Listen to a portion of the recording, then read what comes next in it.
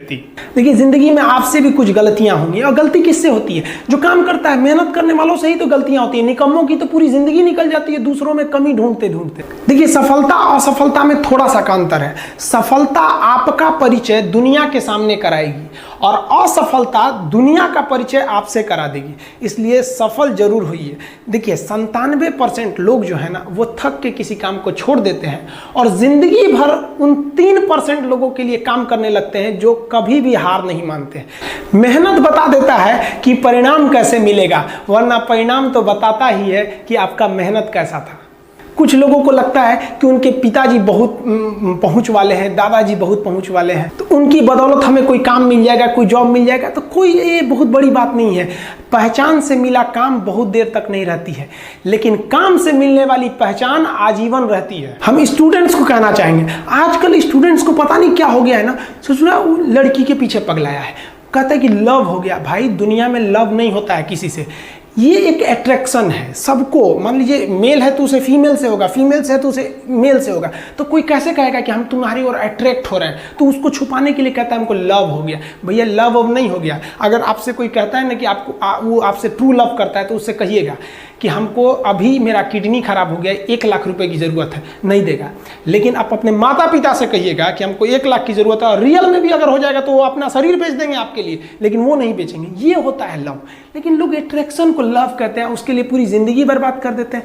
ये सब बाबू गलत चीज़ है। जो आप अपना देखिए, आप अपना करियर छोड़ के अगर इस सब चीज़ में जाइएगा तो पूरी लाइफ बर्बाद हो जाएगी। आप जो रिश्ता खोजते हैं अपना कॉलेज में, कोचिंग में, ये सब परमानेंट रिश्ते नहीं हो सकते हैं। हाँ, अगर आप गर्लफ्रेंड से शादी करेंगे तो ये आपके लिए बेस्ट लड़की होगी, लेकिन माँ बाप जो ढूंढ के लाएंगे, जो भगवान आपके लिए बनाया है, वो लड़की आपके लिए यूनिक होगी। If you will best, you will number 1, and if you will unique, you will only 1। तो याद रखिएगा, जो भगवान आपको बना के जोड़ता है ना, वो रिश्ता सबसे अच्छा होता है। अपने माँ बाप को देखिए ना, क्या झगड़े नहीं हुए, लेकिन आज भी वो लोग एक साथ रहते हैं। लेकिन फिर भी आप देखिए, आजकल के जो वेस्टर्न कल्चर आ गया, क्या वेस्टर्न कल्चर हो गया, समझ में नहीं आता है। प्यार और छोहाड़ा, इसकी ज़िंदगी ना 1 साल होती है, 1 साल में ही खराब हो जाता है। ये वेस्टर्न कल्चर है, हमारी भारत की संस्कृति नहीं है। हम गर्व करते हैं, हमें अहंकार है, हमें गुरूर है अपने भारत की संस्कृति पर। जहाँ एक छोटी सी बच्ची भी गुड़िया खरीदती है ना, तो उसके लिए दुपट्टा खरीदती है। और यार, अगर आपको दिल लगाना ही है तो किताबों से लगाओ ना यार। बेवफा भी निकलेगी तो मुकद्दर बना के जाएगी।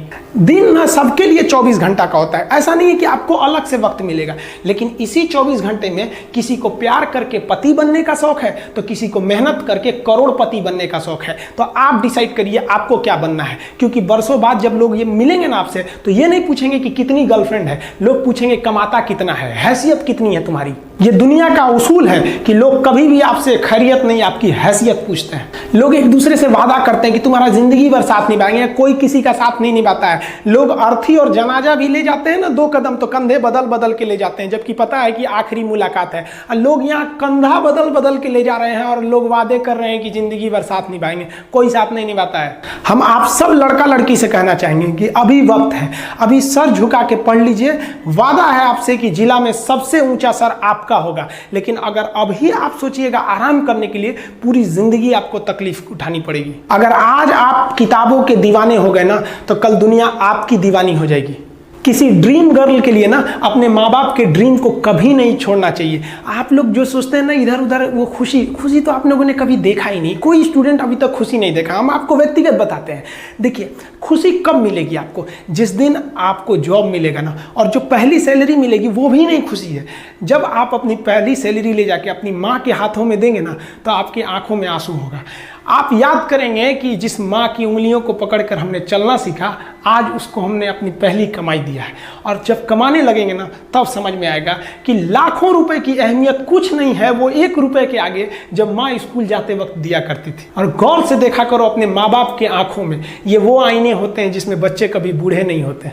देखिए, जीवन में ना अपने अंदर से अहंकार बिल्कुल निकाल दीजिएगा। अहंकार बहुत ही खराब चीज है। कहते हैं कि अहंकार में इंसान को इंसान नहीं दिखता, और छत पे चढ़ जाओ तो खुद का मकान नहीं दिखता। अहंकार नहीं करना चाहिए। छत को बहुत गुरूर था छत होने का, 1 मंजिल और बनी और छत फर्श हो गया। अहंकार कभी नहीं कीजिएगा। तूफान ज्यादा होती है तो कश्ती डूब जाती है, और घमंड ज्यादा हो जाती है तो हस्ती डूब जाती है। जिस दिन आपको घमंड होने लगे ना अपने आप के ऊपर कि हम बहुत बड़े हो गए हैं, हम बहुत पढ़ लिए हैं, हम बहुत सक्सेसफुल मैन हो गए, हम बहुत बड़े बिजनेसमैन, हम बहुत, मतलब जिस दिन आपको घमंड हो गया ना, उस दिन आप शमशान घाट में जाके दिखेगा आपसे नायाब लोग, आपसे अच्छे अच्छे लोग वहाँ खाक बन गए। दुनिया में ना किसी से जलन नहीं रखनी चाहिए। देखिए माचिस जो होता है ना दूसरे को जला देता है, लेकिन कभी माचिस को देखें वो खुद को भी जला लेता है। अतः अगर आप दूसरे की बुराई करेंगे, दूसरे के पीछे रहेंगे ना, तो इसमें आपका लॉस होगा। और अगर आपकी कोई बुराई कर रहा है ना, तो आपको खुश होना चाहिए कि आप आगे बढ़ रहे हैं। बुराई उसी का लोग करते हैं जो आगे बढ़ रहा होता है, जो पहले गिरा हुआ है उसकी लोग क्या बुराई करेंगे। और जब भी आपकी कोई बुराई करे तो आप उसे सहज स्वीकार करें, और आप उसे प्रूव मत कीजिए कि हम ये नहीं हैं। हम लोग गलती क्या करते हैं स्टूडेंट लोग, कि प्रूव करने लगते हैं। नहीं, आपको अपने आप को इंप्रूव करना है। अगर कोई गलती हो गई है, आपको कोई बुराई कर रहा है, तो आप उसको सहज स्वीकार कीजिए। जिस दिन आपके अंदर अपनी बुराई सुनने की क्षमता आ गई, यकीन मानिए आप सफलता के दहलीज पे अपनी पहली कदम रख दिए उसी दिन। लोहा जो होता है ना, उसे कोई नहीं तोड़ सकता है, लेकिन उसी लोहे के अंदर का जो जंग लग जाता है ना, धीरे धीरे दीमक की तरह उस लोहे को खदड़ते जाता है। इसलिए अपने अंदर अहंकार को मत लाने दीजिएगा। लोग कहते हैं ना कि अहंकार बुरा है। जीवन में हम जो अनुभव किए हैं, अहंकार से भी खराब चीज होता है गुस्सा। देखिए अहंकार उत्पन्न ही नहीं होगा जब तक आपको गुस्सा नहीं आए। आप ऐसे नॉर्मल बैठे हैं और आप किसी से कहिएगा कि तुम्हारी क्या औकात है, जब तक आपको गुस्सा ना आए। तो अहंकार एक पेड़ है और गुस्सा उस पेड़ का जड़ है। इसलिए गुस्सा जिस दिन आया उस दिन आप बर्बाद हो जाएंगे। किसी भी व्यक्ति को बर्बाद कराने के लिए सबसे जरूरी है गुस्सा दिलाना। आपको पता है लोहार जो होता है, लोहार वो जानता है कि लोहे को हम ऐसे नहीं मोड़ सकते हैं, बहुत ही शक्तिशाली है। इसलिए लोहार ना इस लोहे को ना आग में डाल के इसे गुस्सा दिलाता है। जब ये गुस्से से लाल हो जाता है ना, तो जहां गुस्सा आया आप अपनी ताकत खो देते हैं। और ये लोहा अपनी ताकत खो देता है और एक मामूली हथौड़े के चोट से लोहा मुड़ जाता है। तो जिस दिन आपको गुस्सा आ गया, समझ जाइए कि आप अपनी ताकत खो रहे हैं। जब हम जन्म लेते हैं तो जन्म से ही हमारी जीभ रहती है और मरने तक हमारे साथ जीभ रहती है, क्योंकि वो बहुत ही नरम रहती है। उसे गुस्सा वो बहुत हार्ड नहीं होती है। लेकिन जन्म लेने के बाद दांत आता है और दांत काफ़ी कड़ा होता है और मरने से पहले ही दांत चला जाता है। यानी अगर आप नरम रहेंगे तो काफ़ी लंबे समय तक रहेंगे, और जहाँ हार्ड होंगे आप वहीं आपका पतन चालू हो जाएगा।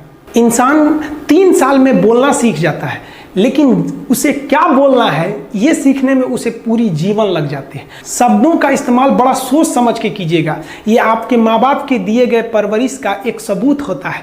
अतः आप अगर किसी से अपशब्द बात करते हैं तो सभ्य व्यक्ति आपको नहीं कोसेगा, बल्कि आपके माँ बाप को कहेगा कि इसे संस्कार नहीं सिखाया। ये शब्द जो होते हैं हमारी परवरिश का परिचय करा देते हैं। शब्द का इस्तेमाल भोजन की तरह करना चाहिए। जिस तरह से भोजन को बनाने के बाद थोड़ा सा चख लिया जाता है, उसी तरह शब्द को दूसरे के सामने बोलने से पहले एक बार जरूर चख लीजिएगा। देखिए लॉकडाउन में हम थोड़ा गांव में आ गए थे और थोड़ा सा अनाथ आश्रम को लेकर हम काफी थोड़ा सा बिजी हो गए थे।